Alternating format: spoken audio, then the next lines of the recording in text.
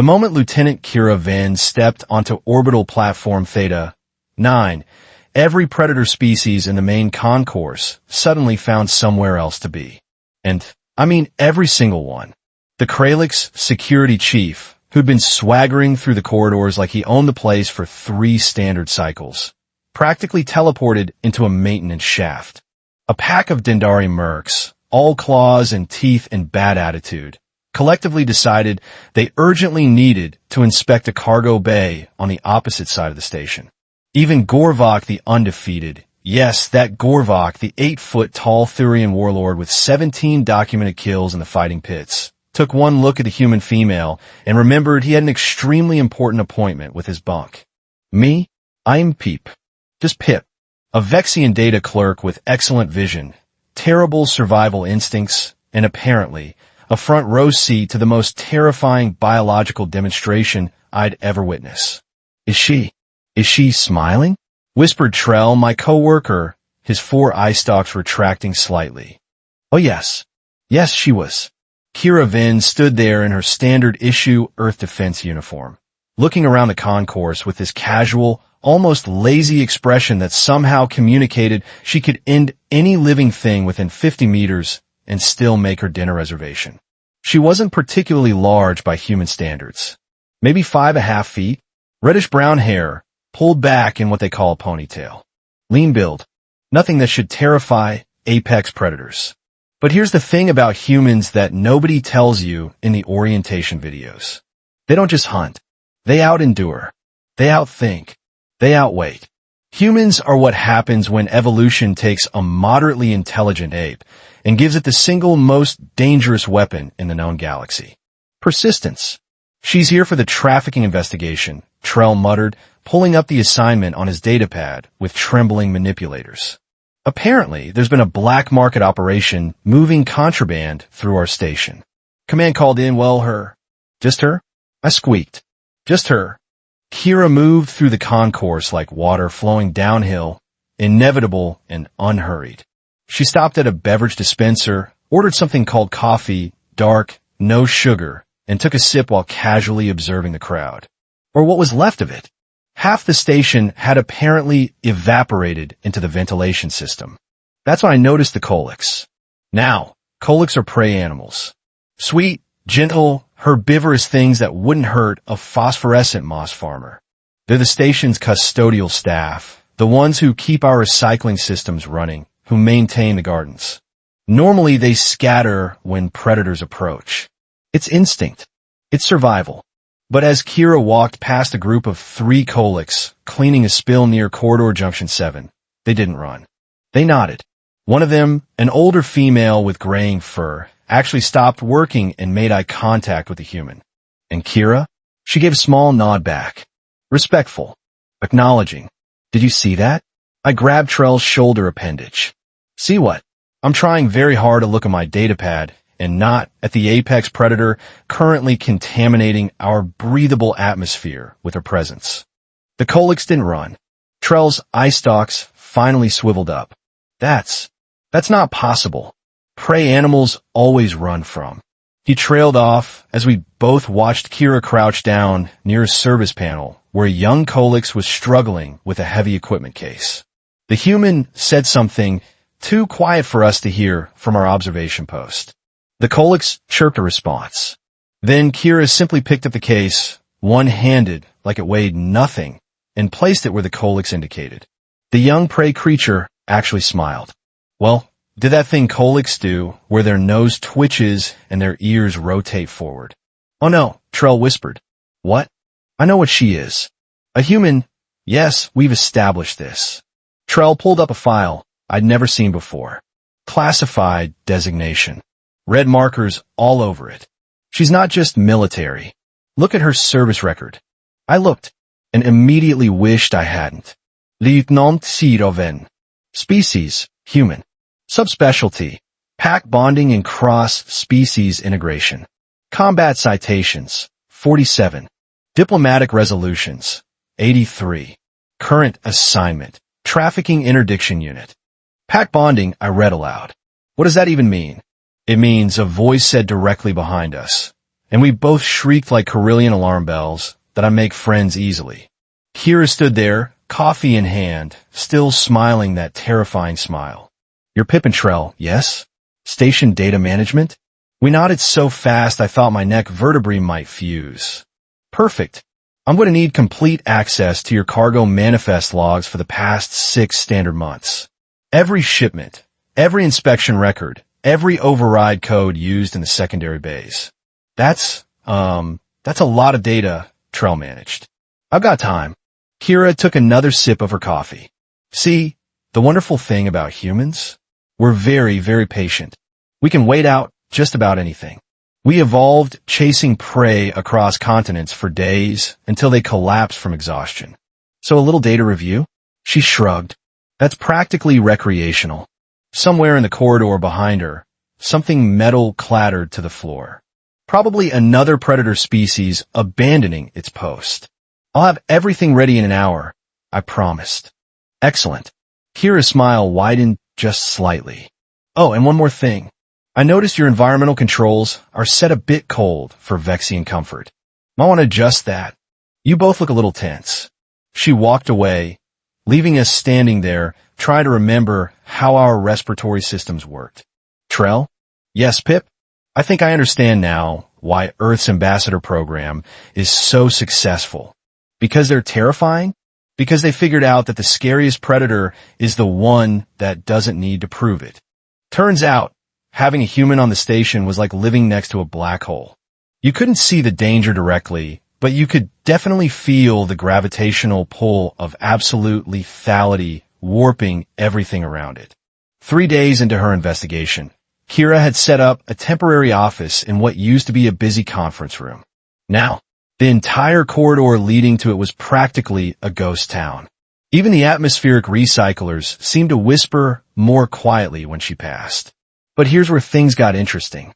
While every predator species was busy pretending they had urgent business in other sectors, the prey animals started doing something I'd never seen before. They volunteered to help the human. This doesn't make sense, I muttered to Trell as we watched a group of 5 Qolix file into Kira's office carrying data cores and maintenance logs. Prey animals don't approach apex predators. That's like biology rule number 1. Trell adjusted his eye stalks. Maybe they know something we don't. Or maybe humans have some kind of mind control pheromone thing. Pip, that's ridiculous. The door to Kira's office slid open. She emerged with the eldest Qolix, the one from that first day. They were actually laughing. Well, Kira was laughing. The Qolix was doing that chirping thing that passes for laughter in their species. Thank you, Mara, Kira said warmly. This helps tremendously. The pattern in the unauthorized access codes is exactly what I needed. Mara the Qolix touched her furry paw to her chest in their traditional gesture of respect. We see everything, Lieutenant. The ones who clean are invisible. We notice what others miss.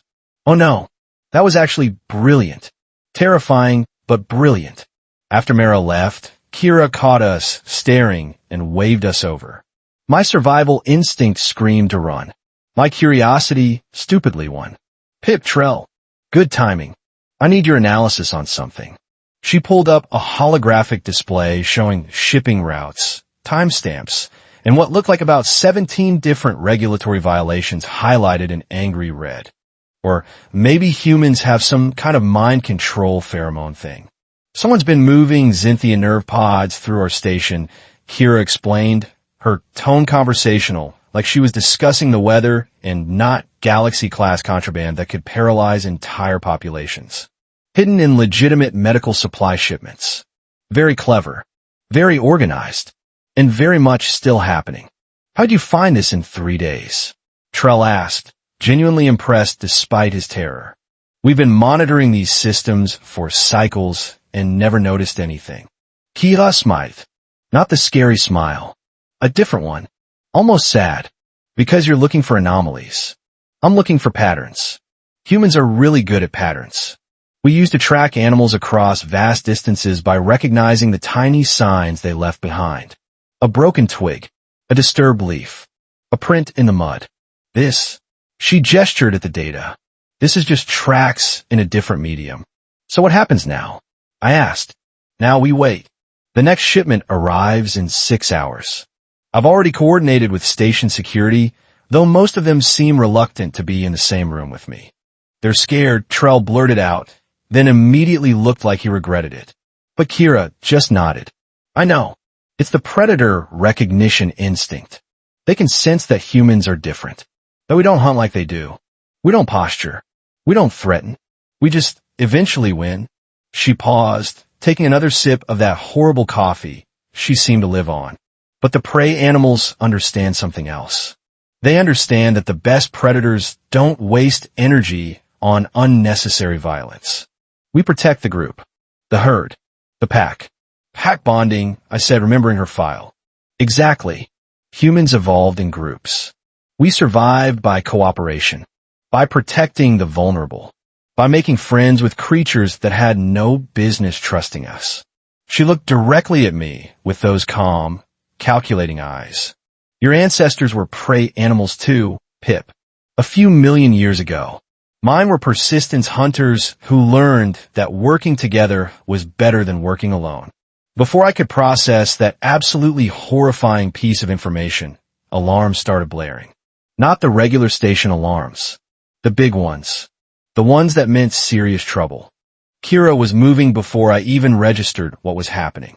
She grabbed a comm unit, barked orders in that crisp military tone, and was out the door in maybe 3 seconds flat. Trell and I scrambled after her, because apparently we'd lost all sense of self-preservation. The main cargo bay was chaos. Not the fun kind. The deadly kind. A shipment had arrived early, and it had brought friends. Armed friends. 7 of them, to be exact. Heavily armed Qolix mercenaries, all scales and spite, holding the dock workers hostage. The same dock workers who were mostly Qolix. Station security had the base surrounded, but nobody was making a move. Standoff. The kind that usually ended badly. Then Kira walked in. Just walked right in. Unarmed except for a small sidearm. She didn't even draw. Hands visible. Calm. Like she was arriving at a business meeting. Gentlemen, she called out. Her voice carried across the entire bay without shouting. Projection. Confidence. I'm Lieutenant Shiroven. Earth Defense. And you're under arrest for trafficking, hostage-taking, and really terrible timing. The lead Qolix, a huge specimen with scars across his snout, laughed. Actually laughed. One human? They sent one human to stop us? Well, Kira said, still walking forward, they really only needed to send one. That's when I noticed it. The Qolix hostages weren't panicking. They were watching Kira with these expressions of complete trust. Like they knew something was about to happen. Like they'd seen this before, somehow, in their species' memory. The predator that protects instead of hunts. Kira stopped about 20 feet from the mercs. Here's how this goes. You surrender peacefully. We process you through proper legal channels. Nobody gets hurt. Or, option 2, you try to shoot me. You miss because human reaction times are considerably faster than Qolix standard. I disable all 7 of you in about 30 seconds, and then we still process you through legal channels. But you have to explain to your medics why you lost a fight to one unarmed human female. You're bluffing, the leader growled. Kira tilted her head slightly.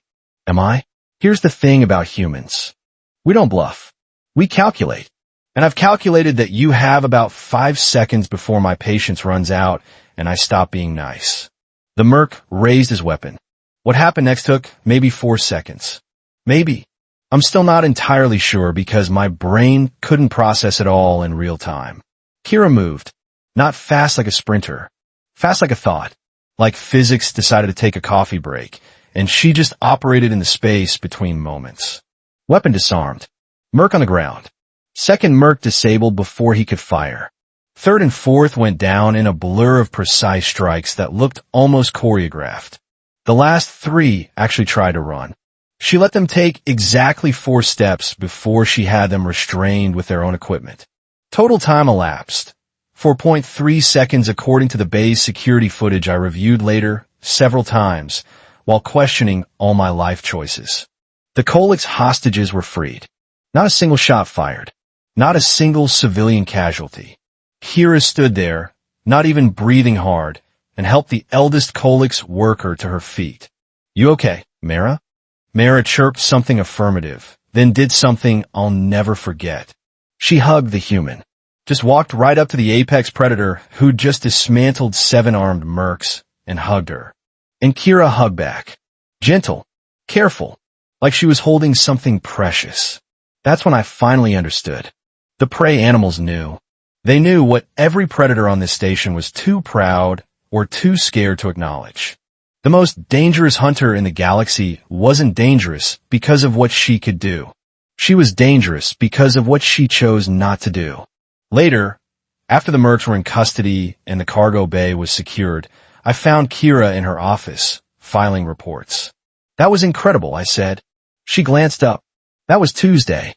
"Well, Earth Tuesday equivalent. The point is, it was just a job. The job of being terrifying." Kia actually laughed. "The job of making sure people can go home safe. Prey, predator, doesn't matter. Everyone deserves that." She paused. "You know what's really funny, Pip? Back on Earth, I'm not even considered particularly dangerous. I'm fairly average for human military standards. There are billions of us, all basically like this."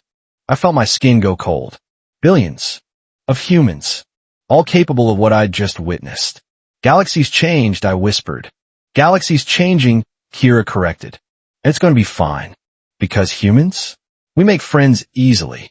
We protect our friends. And we've decided the whole galaxy is our friend." She smiled.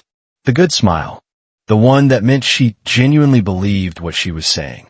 And honestly, after everything I'd seen, I believed it too. So what did you think? Did this story surprise you? Let me know your thoughts in the comments below. If you enjoyed this sci-fi story, please hit the like button. It really helps the channel grow. And don't forget to subscribe for more mind-blowing science fiction stories every week. Turn on the notification bell so you never miss an upload. Thanks for watching, and I'll see you in the next story.